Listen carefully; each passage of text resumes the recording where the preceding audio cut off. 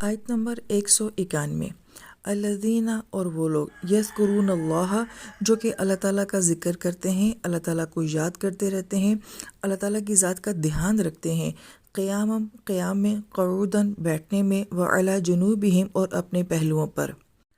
یذکرون کا لفظ آیت مبارکہ میں یہ ذکر سے ہے، اور ذکر جو ہے وہ یاد کو بھی کہا جاتا ہے، یاد دہانی کو بھی کہا جاتا ہے، اور اس کے علاوہ یہ نصیحت اور بہت سارے معنوں میں بھی استعمال ہوتا ہے، مگر یہاں پہ اس کیفیت کو 3 حالات کے ساتھ جوڑا گیا ہے۔ ایک قیام کی صورت میں، اور قیام سے مراد انسان کی پریکٹیکل لائف ہے کہ جب انسان اپنی معاش میں ہے، مرد اپنی ذمہ داریوں میں ہے، عورت اپنے گھر کی ذمہ داریوں میں ہے، ہر انسان اپنی چلتی پھرتی زندگی میں ہے، اس کو قیام سے بیان کیا گیا ہے۔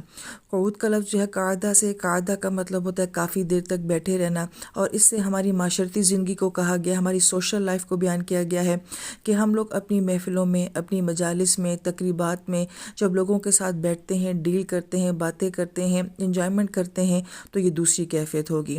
اور تیسرا فرمایا علی جنوبہم، یہ جنب سے ہے، جنب جو ہے وہ پہلو کو بھی کہا جاتا ہے، سائڈ کو بھی کہا جاتا ہے، کہ جب ہم رات کے وقت میں اپنے پہلو اپنی سائڈ پر اپنے بستروں پہ لیٹ جاتے ہیں، تو گویا کہ ایک انسان کی زندگی میں یہی 3 طرح کی سچویشنز ہوتی ہیں، یا تو وہ اپنی چلتی پھرتی زندگی میں ہوتا ہے، یا پھر وہ اپنی فیملی، اپنی گیدرنگ کے ساتھ ہوتا ہے، یا پھر وہ رات کو اکیلے تنہائی میں ہوتا ہے۔ ان تینوں وقتوں میں جو اللہ کے عقل والے لوگ ہوتے ہیں، اولو الالباب ہوتے ہیں، وہ اللہ تعالیٰ کو یاد کرتے ہیں۔ کیسے؟ تسبیح کے ساتھ، سبحان اللہ، الحمدللہ کہہ کے نہیں، بلکہ وہ اللہ تعالیٰ کی ذات کا دھیان رکھتے ہیں کہ اگر میں اپنی معاش میں ہوں، اپنی ذمہ داریوں میں ہوں، تو میں کس طرح سے اپنی ذمہ داریاں پوری کر رہا ہوں۔ ہم لوگ اپنی محفلوں میں ہیں، تو ہم اپنی محفلوں میں، اپنی تقاریب میں، اپنے تعلقات میں کس طرح سے زندگی گزار رہے ہیں، ہماری تنہائیاں کیسے گزر رہی ہیں۔ تو تینوں وقتوں میں اللہ تعالیٰ کی ذات کا دھیان رکھنا یہ ایک روحانی عمل ہو گیا۔ پھر اس کے بعد فرمایا وَتَفَكَّرُونَ فِي خَلْقِ السَّمَاوَاتِ وَالْأَرْضِ، اور مزید وہ غور و فکر کرتے رہتے ہیں آسمانوں اور زمین کی تخلیق میں۔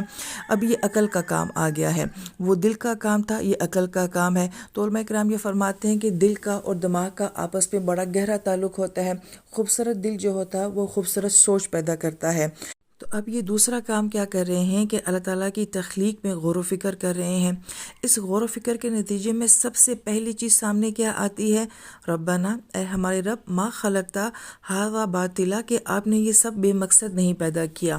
کہ جب انسان غور و فکر کرے گا تو سب سے پہلے وہ یہ جاننے کی کوشش کرے گا کہ آخر میری زندگی کا مقصد کیا ہے، میں کیوں بنایا گیا ہوں، اللہ تعالیٰ کی ذات مجھ سے کیا چاہتی ہے۔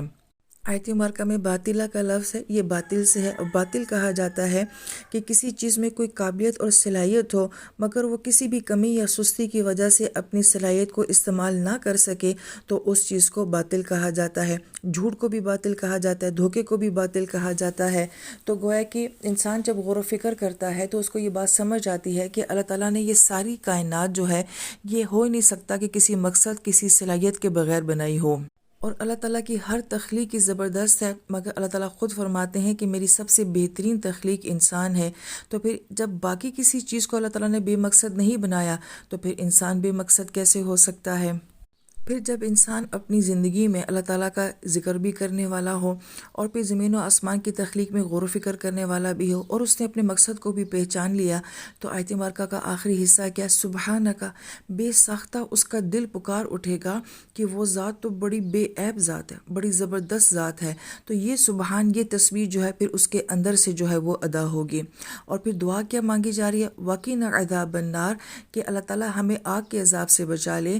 کہ یہ ذکر، یہ غور و فکر، اور جو انسان کا جب اپنے مقصد کو پا لینا ہوتا ہے، تو اس کے بعد وہ یہ سمجھ جاتا ہے کہ میں اس دنیا کے لیے تو ہوں ہی نہیں، ایک اور جہان ہے، ایک اور دنیا ہے جس کے لیے میں بنایا گیا ہوں، اور اس کے لیے میں نے تیاری کرنی ہے، اور اس کی کامیابی ہی دراصل میں اصل کامیابی ہے، اور وہی میرا مقصد اور ٹارگٹ ہے۔ تو پھر وہ اللہ سے کیا کرے گا؟ دعا مانگے گا کہ اللہ تعالیٰ مجھے اس دن کی سختی سے اور اس جہان کے عذاب سے بچا لے۔